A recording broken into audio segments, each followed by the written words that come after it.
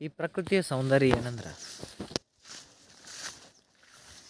ಜೀವನದಲ್ಲಿ ಏನೆಲ್ಲ ಸದ್ಯಕ್ಕೆ ಏನೆಲ್ಲ ಪರಿಸ್ಥಿತಿ ಅದೆಲ್ಲ ಯಾವುದೇ ಪರಿಸ್ಥಿತಿ ಇರಲಿ, ಒಂದು ಕ್ಷಣಕ್ಕೆ ಅವೆಲ್ಲ ಪರಿಸ್ಥಿತಿಗಳನ್ನು ಮರೆಸಿ ಏನು ಮಾಡ್ತದೆ, ಒಂದು ಕ್ಷಣಕ್ಕೆ ಯಾವುದೇ ವಿಚಾರ, ಯಾವುದೇ ಪರಿಸ್ಥಿತಿ, ಯಾವುದೇ ಟೆನ್ಷನ್ನ, ಯಾವುದೇ ದುಗುಡತೆ, ಯಾವುದೇ ಮನಸ್ತಾಪ ಏನೂ ಇರಲಾರ್ದಂಥ ಸ್ಥಿತಿ ಒಂದು ಕ್ಷಣಕ್ಕೆ ಹೋಯ್ತದೆ.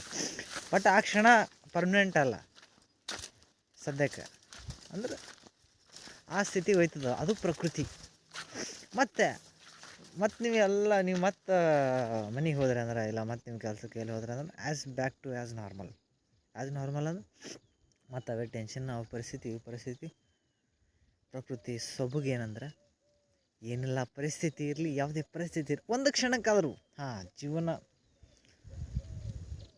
ಅಷ್ಟೇನು ಕಠಿಣ ಅಲ್ಲ ಅಂತ ಅನಿಸ್ತದೆ.